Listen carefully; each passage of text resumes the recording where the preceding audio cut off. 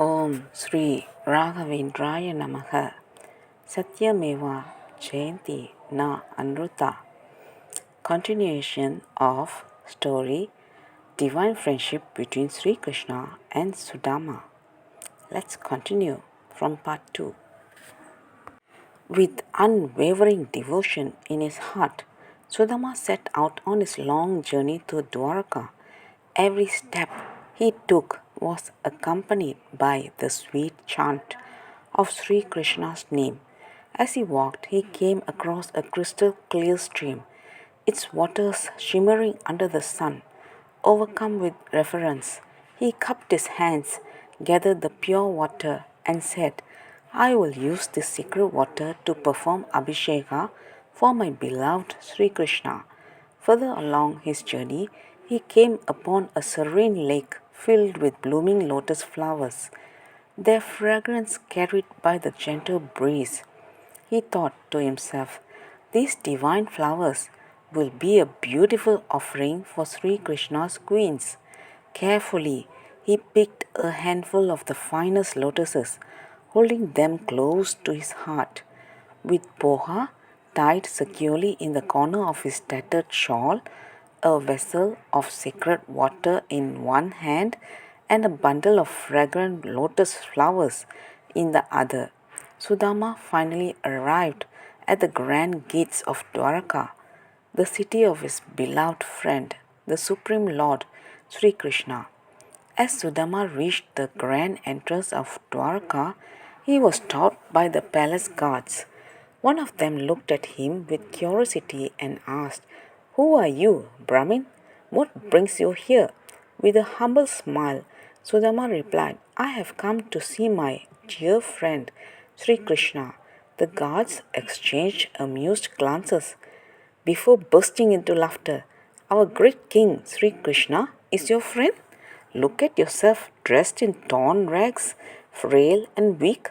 How could someone like you claim friendship with the ruler of this magnificent kingdom? Leave at once.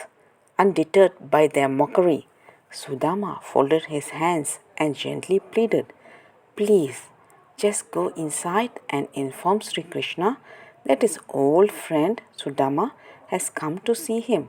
Something in Sudama's eyes, a divine glow of faith and boundless love, caught the attention of the guard.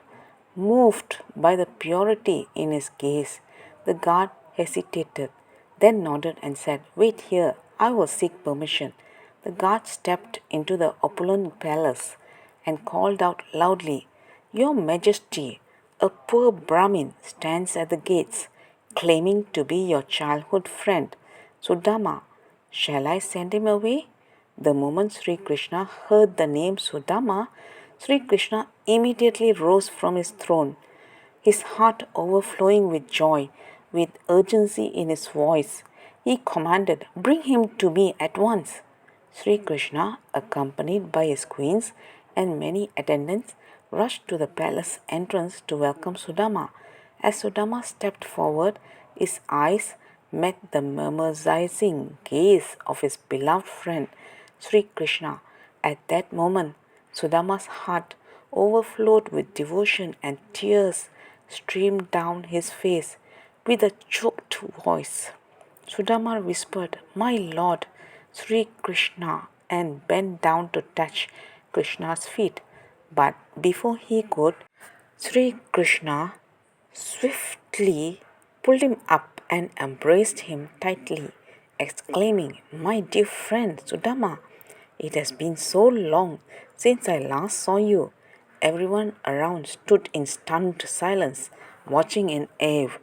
The mighty ruler of Dwarka was hugging a poor Brahmin dressed in tattered clothes, treating him like the most honored guest.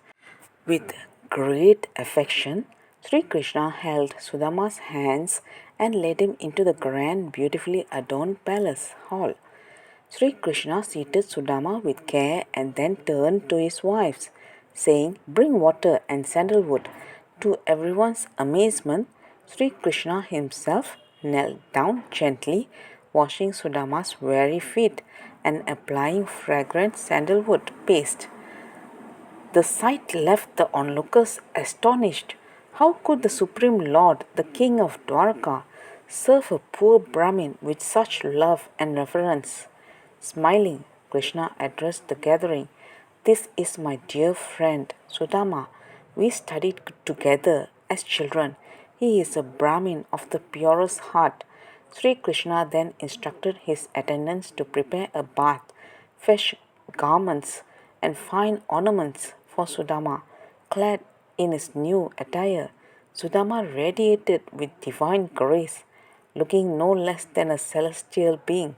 As he marveled at his surroundings, overwhelmed by Krishna's love, Sri Krishna warmly invited him to dine.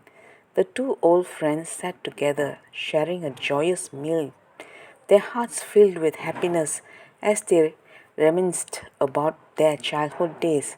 After lunch, Sri Krishna turned to Sudama and, with a warm smile, said, "Now I will spend time with my dear friend."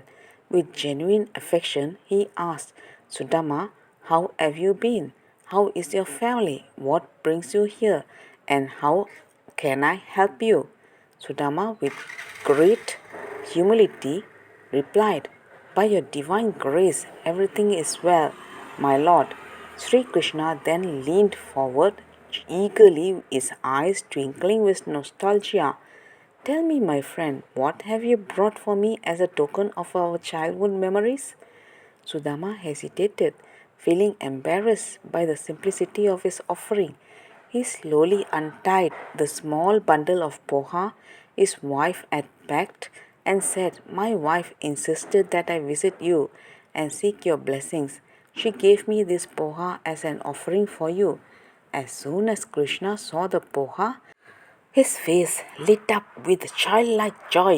Krishna took a handful and ate it eagerly, savoring every bite. The sight of the mighty Lord of Dwarka relishing a humble meal like an innocent child left his wives and the onlookers laughing in amazement. Between mouthfuls, Krishna beamed at Sudama and said, "Ah, this poha has completely satisfied me." Overcome with devotion, Sudama then performed Abhisheka for Sri Krishna using the pure water he had carefully carried along his journey. He also presented the lotus flowers to Krishna's wives, who accepted them with gratitude. As the day went on, Sri Krishna and Sudama sat together for hours, reminiscing about their childhood, laughing, sharing stories, and reliving the beautiful bond that time and distance had never diminished. Sudama barely blinked, wanting to take in every moment and cherish the divine sight of Sri Krishna for as long as possible. Sudama folded his hands and said with deep humility, "My lord, I must return home. My wife is alone and there is no one to take care of her."